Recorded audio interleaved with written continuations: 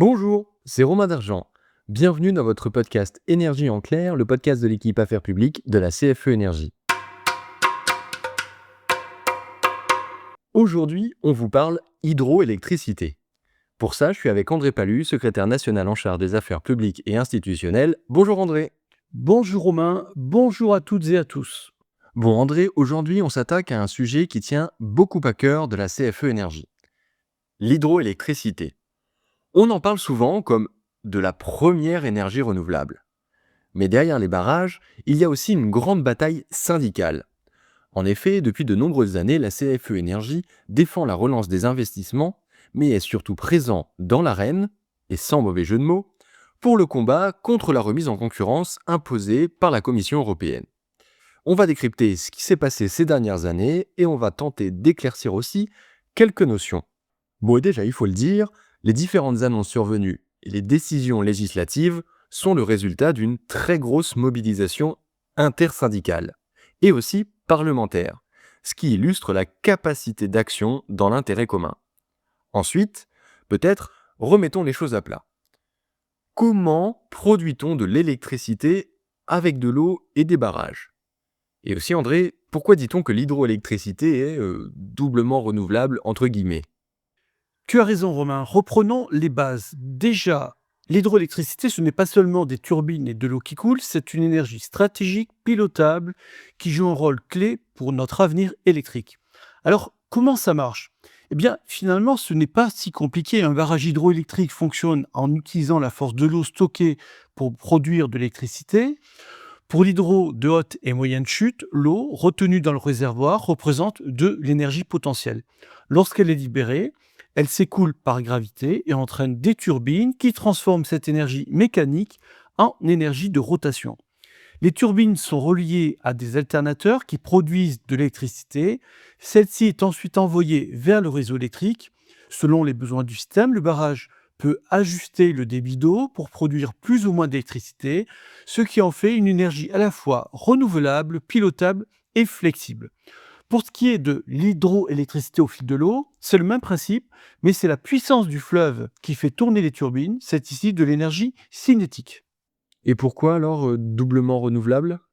Eh bien, doublement renouvelable, parce que non seulement elle produit de l'électricité sans CO2, mais en plus, elle rend service aux autres énergies renouvelables. Elle peut stocker, équilibrer, compenser les variations de l'éolien et du solaire. Bref, c'est l'énergie hydraulique qui rend possible le développement des autres.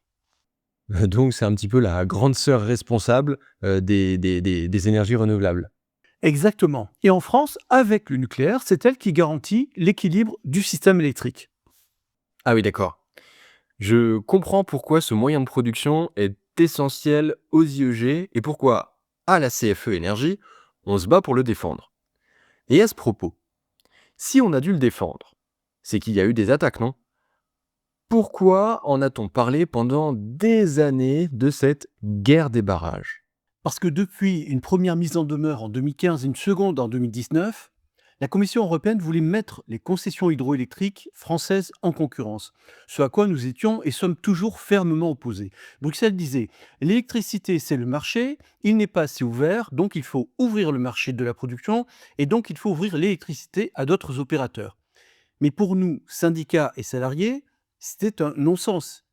L'hydroélectricité, ce n'est pas seulement produire de l'électricité, c'est du stockage, c'est aussi gérer l'eau pour l'irrigation, la navigation, la prévention des crues, l'environnement, bref, un vrai service public.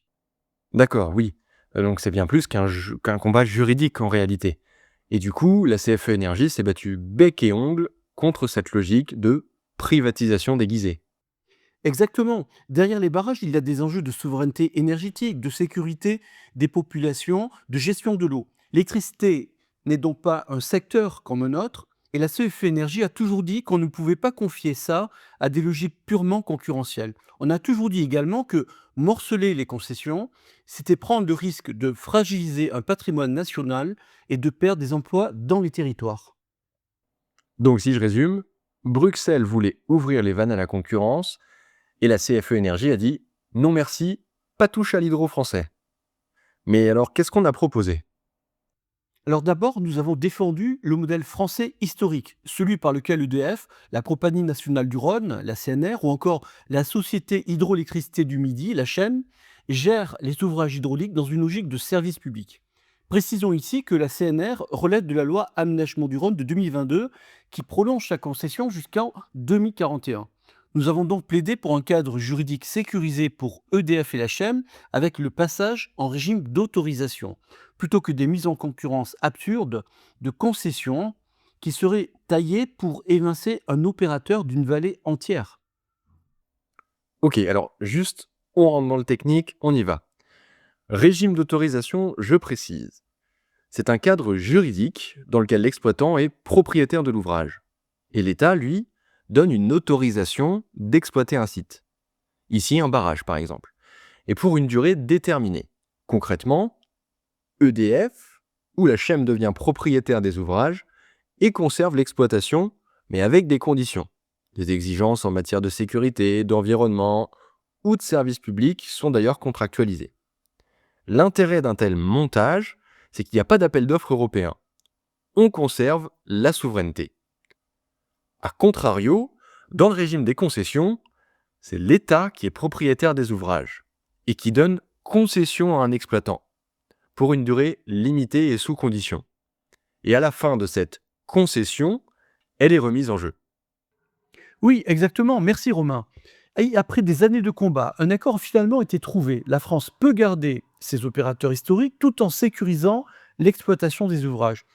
Et c'est une vraie victoire. Elle est industrielle, mais surtout syndicale et même intersyndicale. Notre bataille a été menée sur tous les fronts, aux côtés de parlementaires français, européens et de fédérations internationales. En mettant fin à ce contentieux entre la France et la Commission européenne, cet accord ouvre la voie à un cadre juridique robuste pour les exploitants historiques. Il n'y a qu'un tout petit bémol, enfin une vigilance. Pour arracher l'accord de la Commission, EDF doit encore mettre à disposition 6 gigawatts d'hydroélectricité pour des tiers, au nom de l'ouverture du marché réclamée par Bruxelles. Et on sait à quel point ces dispositifs peuvent être piégeux, un peu comme l'AREN sur le nucléaire. Mais cela a quand même un goût amer. En effet, si le transfert de propriété des ouvrages avait été réalisé dès 2004, à l'occasion du changement de statut d'EDF, cela nous aurait évité bien des problèmes. Oui, enfin bon, ces nouvelles sont quand même excellentes. Donc, en 2026, au moment où je te parle, la question n'est plus va-t-on perdre nos barrages, mais comment on les développe? Totalement, et c'est aussi une question d'emploi industriel qualifié, de savoir-faire hydraulique et de service public de l'eau et de l'électricité. Et puis, il ne faut pas oublier que ça débloque enfin les investissements qui étaient gelés depuis des années. On parle d'un potentiel de 2 gigawatts supplémentaires. Ensuite, les stations de transfert d'énergie par pompage, les STEP, peuvent enfin reprendre leur développement et elles sont cruciales pour stocker l'électricité et sécuriser le réseau face aux aléas climatiques. André, merci pour tes explications. Dans tous les cas, nous suivons avec attention les épisodes de cette saga qui aura duré des années. Car depuis février 2026, l'Assemblée nationale a trouvé un accord sur un texte encadrant enfin ces dispositifs. Reste à date le passage au Sénat, mais soyons confiants, on aperçoit le bout du tunnel. Ensuite, si je résume un peu ce qu'on s'est dit dans cet épisode, l'hydroélectricité, c'est la doyenne des renouvelables. Mais c'est aussi la plus moderne et à la hauteur des enjeux du 21e siècle, parce qu'elle rend les autres possibles. C'est pilotable, stockable, neutre en émissions de CO2, flexible et même capable d'absorber une très forte demande soudaine. L'irrégularité inhérente aux productions éoliennes et solaires pourrait être compensée par sa capacité à moduler rapidement. Bon, dans la limite de la disponibilité de l'eau, bien sûr, mais en assurant stabilité et sécurité du système global. C'est aussi une bataille syndicale menée de longue date par la CFE Énergie, contre une vision purement concurrentielle. Et en 2026, on arrive enfin à un cadre juridique sécurisé, qui permet d'investir, de développer de nouvelles capacités et surtout de pérenniser des emplois. Ce moyen de production n'a jamais été aussi moderne. Et si un jour vous entendez quelqu'un dire que l'hydro, c'est l'énergie du passé, rappelez-lui qu'elle est l'une des clés de notre avenir électrique. Merci de nous avoir écoutés, c'était Énergie en clair avec Romain Dargent et André Palu, le podcast de l'équipe Affaires publiques de la CFE Énergie. Ce podcast a été préparé avec le concours d'Hervé 4 livres et Alexis Quentin. Nous vous donnons rendez-vous très vite sur toutes les plateformes de streaming, Spotify, Apple Music ou encore SoundCloud. N'hésitez pas à revenir vers nous en cas de questions et je vous dis à bientôt.